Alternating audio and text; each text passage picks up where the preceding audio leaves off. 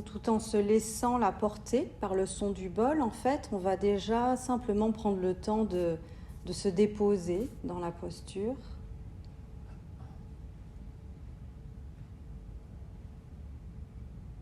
De s'assurer que notre position, justement, est confortable pour nous, qu'elle répond à nos besoins du moment.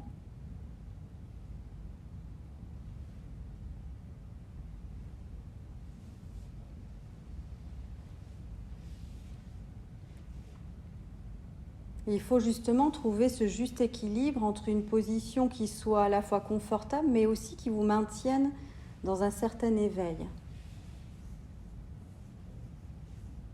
Pour se donner toutes les chances d'être pleinement présent à tout ce qui va se passer pendant cette pratique.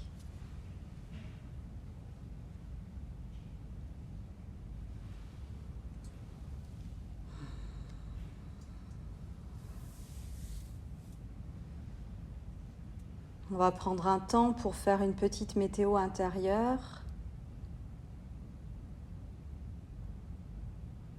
Notez comment vous vous sentez physiquement, mentalement, émotionnellement.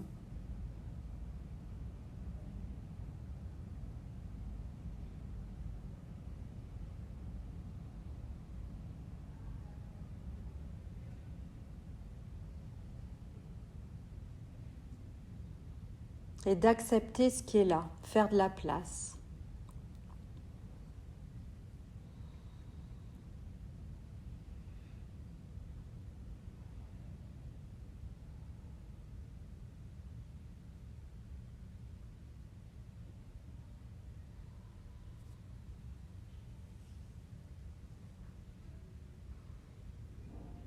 Puis on va prendre aussi le temps de se ressentir vraiment dans notre posture, donc simplement identifier les points de contact,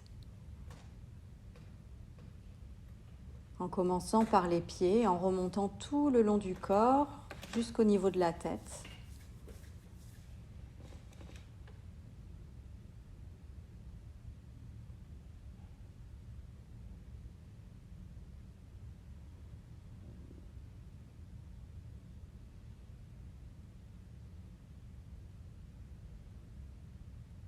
De ressentir toutes les sensations qui viennent à vous les unes après les autres.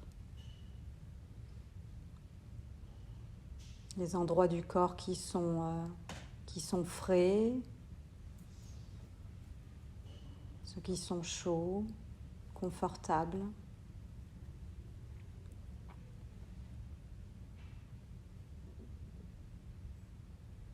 La sensation des vêtements.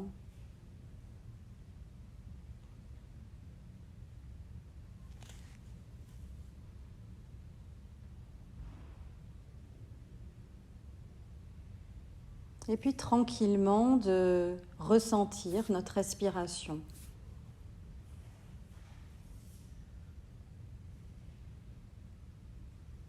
De la ressentir, de l'observer.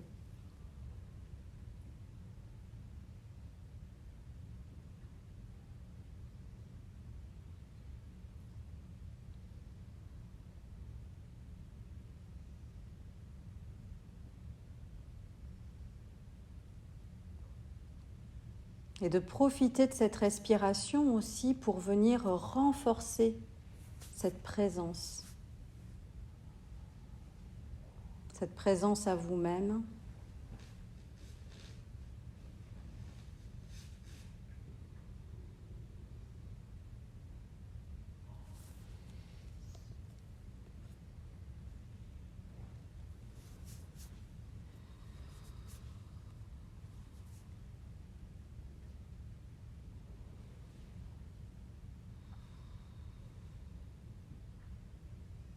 Et peut-être avant de continuer aussi, de porter une attention particulière au niveau de votre buste et de vos épaules pour essayer d'ouvrir en fait, de dégager quelque chose.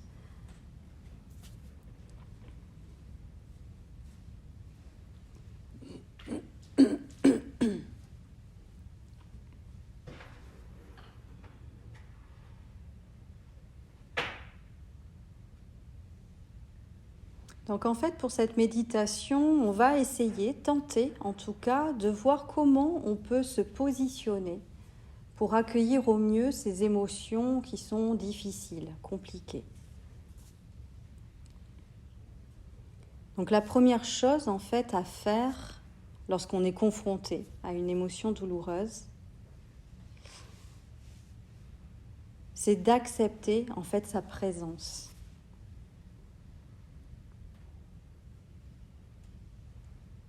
Et là encore, c'est différent de ce que l'on peut faire dans la relaxation. Il y a vraiment cette idée en fait de se rendre compte de l'émotion qui est là et d'accepter en fait qu'elle soit là.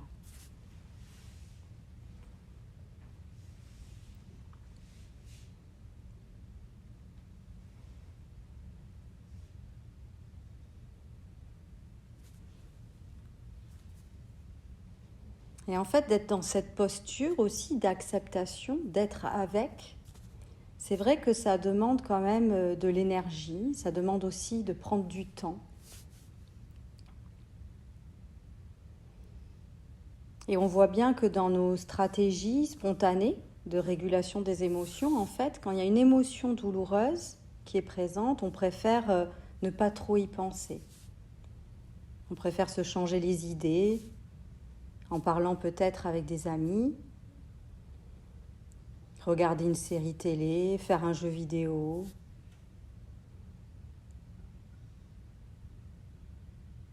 On préfère aussi des fois se lancer dans un travail ou une activité, se donner à fond dans quelque chose, pour éviter de ressentir, pourquoi pas.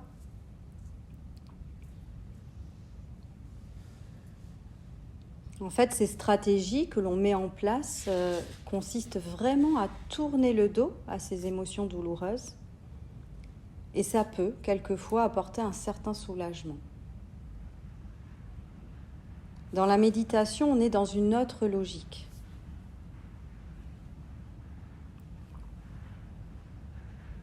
On est dans la logique de dire que finalement, tôt ou tard, il faudra bien y passer. Que cette émotion reviendra. Qu'elle se remanifestera.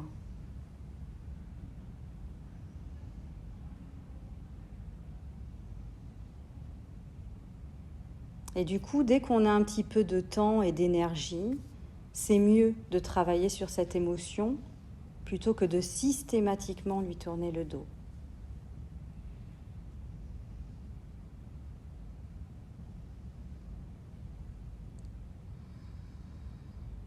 Donc c'est vraiment un choix en fait de notre part de se poser avec.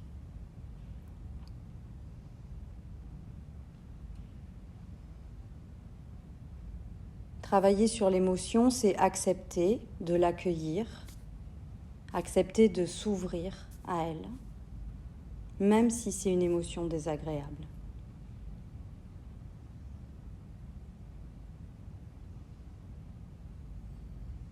Et s'ouvrir à une émotion désagréable, c'est comme toujours lui permettre en fait d'être là et d'observer l'expérience de cette émotion désagréable. Vous savez que quand on médite, je vous parle toujours de cette posture d'observateur, d'observatrice. On observe ce qui est là, moment après moment. Et bien avec l'émotion, ça va être pareil.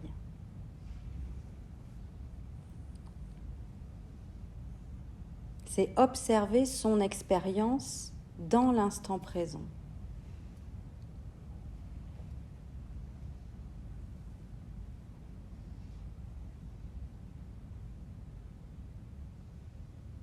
De se relier à son souffle.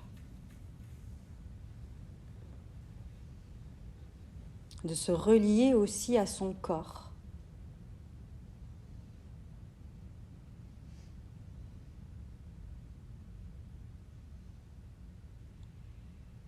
Et on va observer justement dans quel état l'émotion, cette émotion, met notre corps.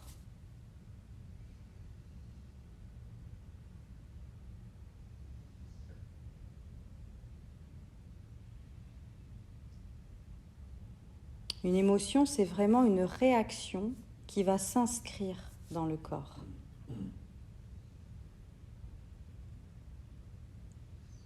Donc on peut par exemple essayer de voir à quel endroit l'émotion douloureuse se fait sentir.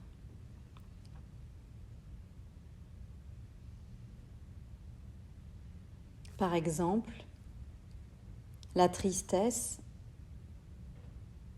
souvent se fait sentir comme un poids en fait au niveau de la poitrine. On a l'impression d'avoir les intestins complètement noués.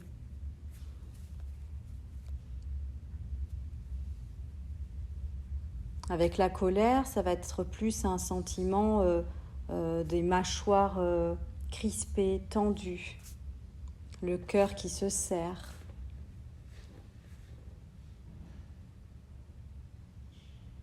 Peut-être avec une accélération du rythme cardiaque, de la chaleur au niveau du visage.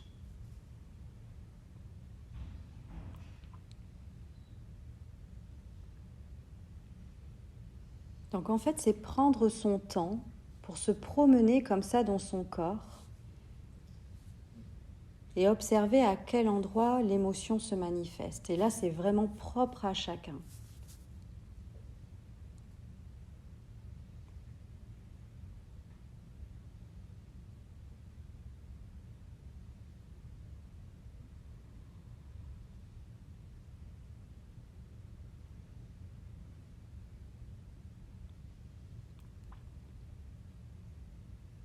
Puis on peut aussi prendre le temps de voir quelles sont les pensées qui sont en lien avec cette émotion.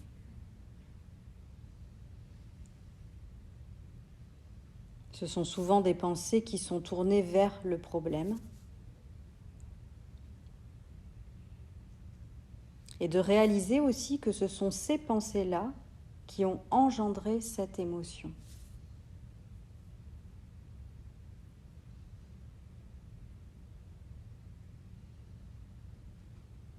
Il peut y avoir des pensées de découragement, de doute, de peur, d'incertitude, d'injustice.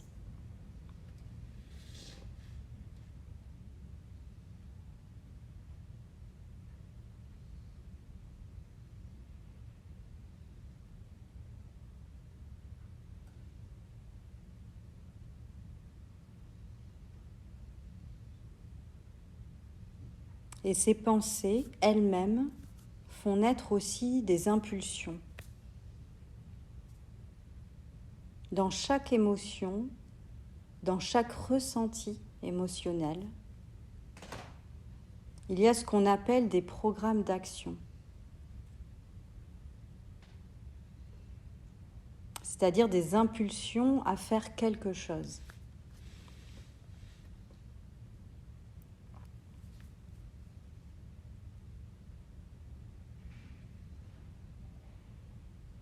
Dans l'angoisse, il peut y avoir l'impulsion de prendre la fuite, ou bien à accumuler des précautions.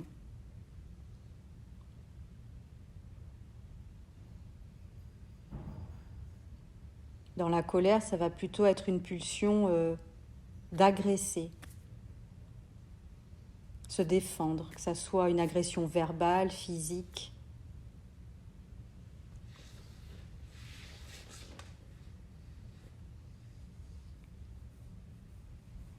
Alors que dans la tristesse, on va plus retrouver des pulsions de repli,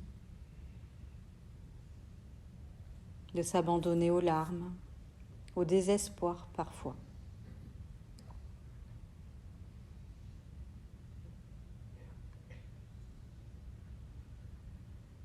Donc même si ça n'est pas toujours bien confortable en fait, c'est d'arriver finalement à faire le choix de prendre le temps d'observer toutes ces manifestations au travers desquelles l'émotion douloureuse s'exprime.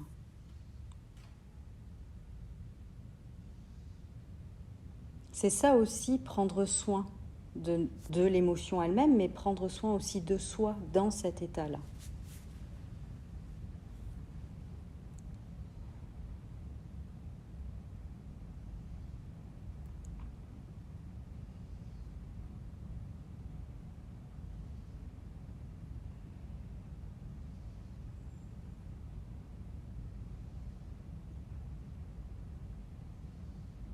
Puis dans un second temps, en fait, après, on peut entamer tranquillement, doucement, un petit travail de pacification.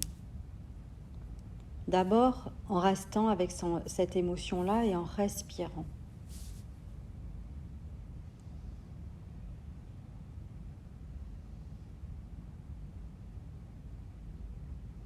Toujours cette sorte de baguette magique de la respiration en pleine conscience.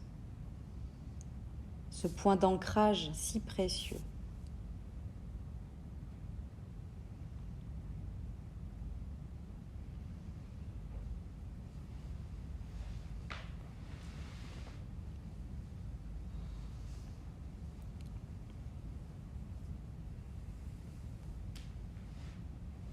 Et ce qui est très important également, c'est de nommer dans notre tête l'émotion et le scénario de l'émotion.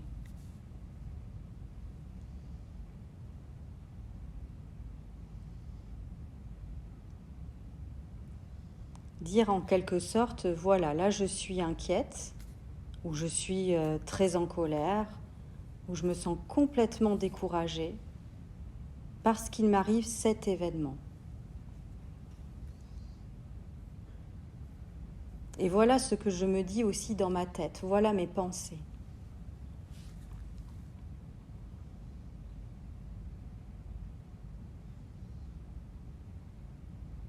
Il y a beaucoup d'études qui montrent que le fait de mettre des mots sur les émotions, et peut-être même des fois même de les écrire en fait, va exercer un effet pacificateur sur l'émotion.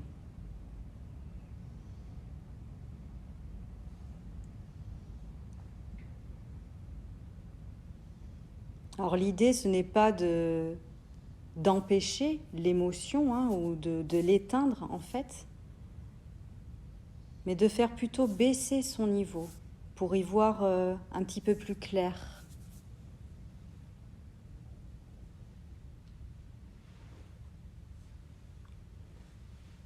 Pour comprendre un petit peu ce qu'il y aurait d'intéressant à faire.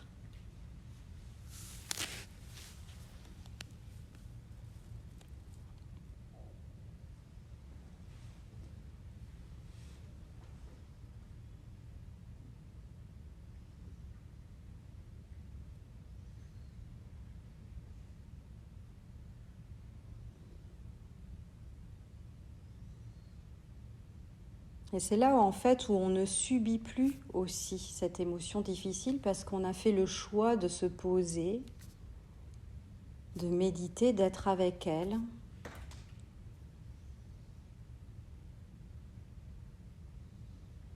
On permet à l'inconfort, à la douleur de l'émotion d'être là.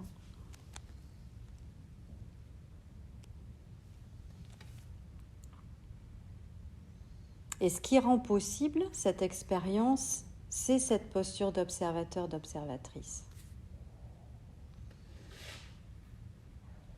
On crée en fait cette juste distance, cette juste posture. Et ce petit mouvement de recul que l'on réalise lorsque nous observons, c'est vraiment propre à la méditation, à cette pratique. On observe, on ressent, on met des mots sur ce qui nous arrive, on continue de respirer.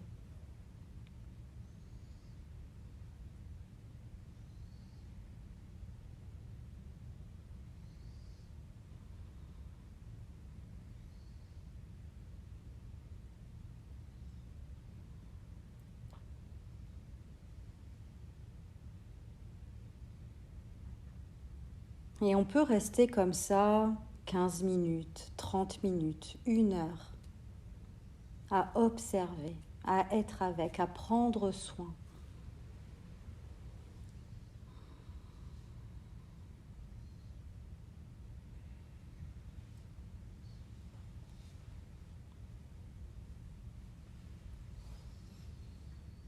Dès qu'on sent que l'émotion commence à prendre le dessus, si on se sent submergé, revenir dans quelque chose qui nous sécurise.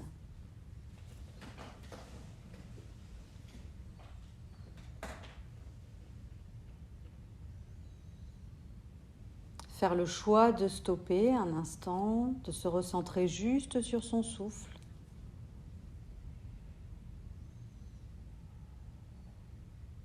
Juste sur ses points de contact.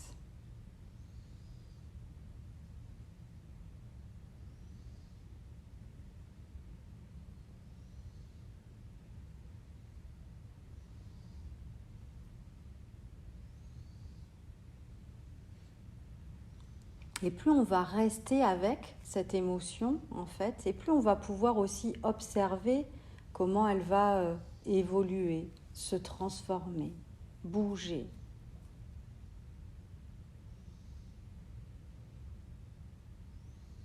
Il va y avoir des fluctuations.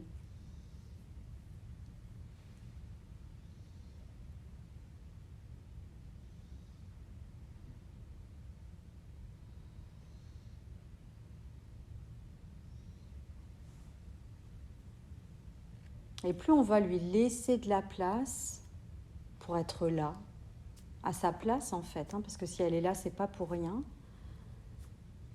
Plus on va lui laisser cette liberté en fait d'exister, et plus elle va vite s'apaiser. Beaucoup plus vite en tout cas que si on lutte contre elle.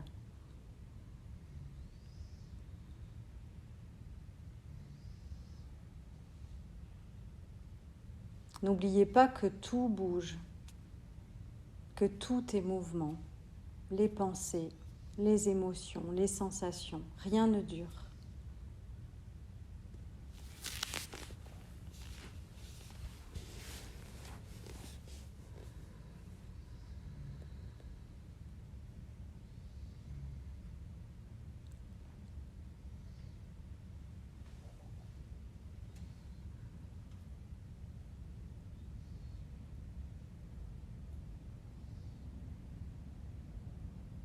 Et en fait, quand l'émotion après se fait un petit peu plus calme, plus discrète, on va voir les choses plus clairement.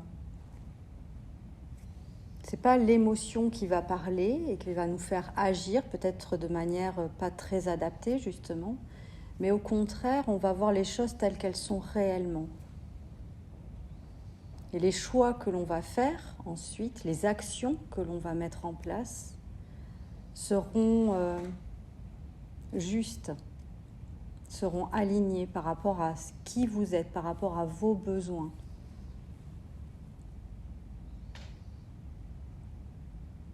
C'est faire confiance aussi en vos ressentis.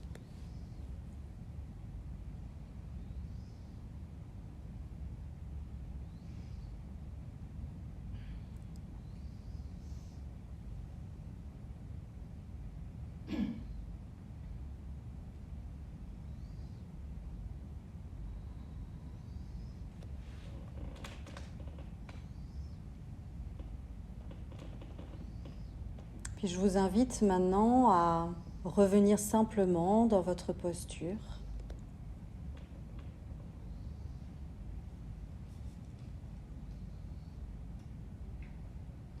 De prendre le temps de ressentir vraiment votre corps posé, déposé.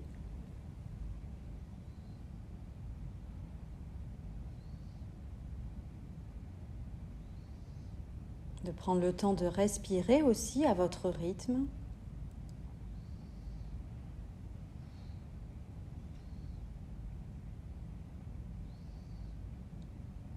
Et si vous sentez des tensions dans votre corps, des douleurs, des crispations,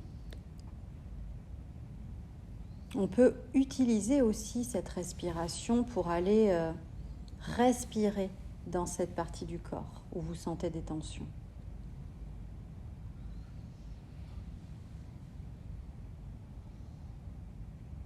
Ça aussi, c'est une manière de prendre soin de soi pendant qu'on fait cette pratique-là. Allez respirer dans cette douleur physique.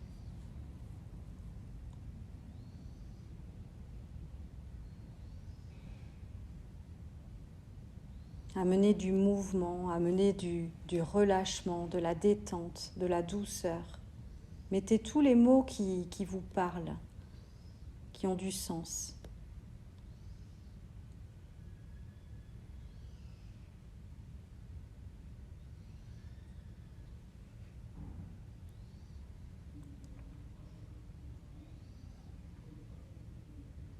On a aussi ce pouvoir merveilleux de prendre soin de soi dans les intentions que l'on pose.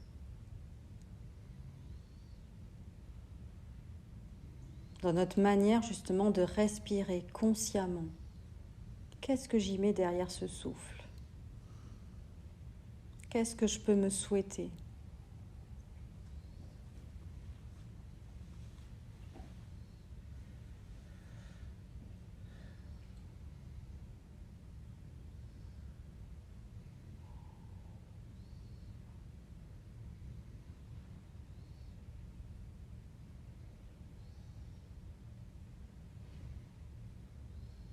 Prenons un temps pour rester simplement là dans cette respiration consciente.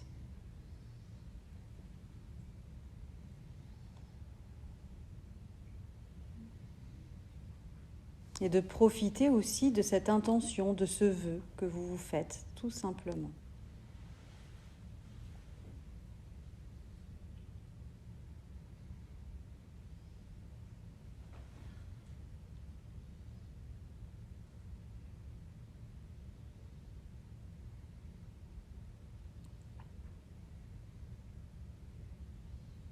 Si le mental prend le dessus, revenez dans le corps, revenez dans votre souffle.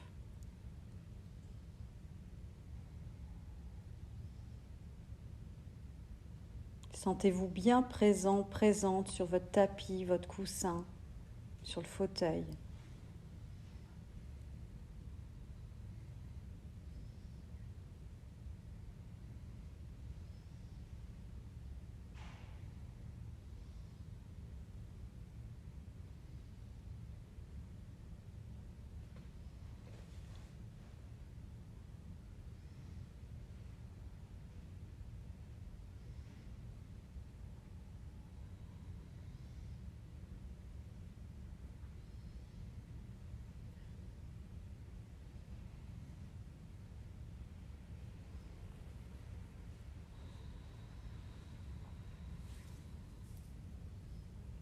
Puis de faire ensuite peut-être une profonde inspiration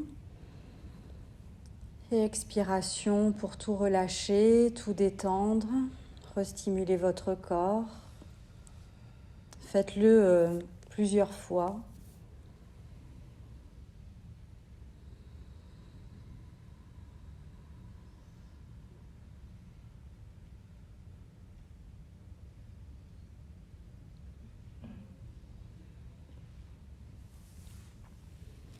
Et quand vous le sentirez,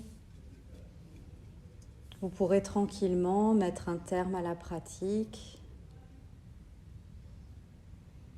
en prenant votre temps pour revenir.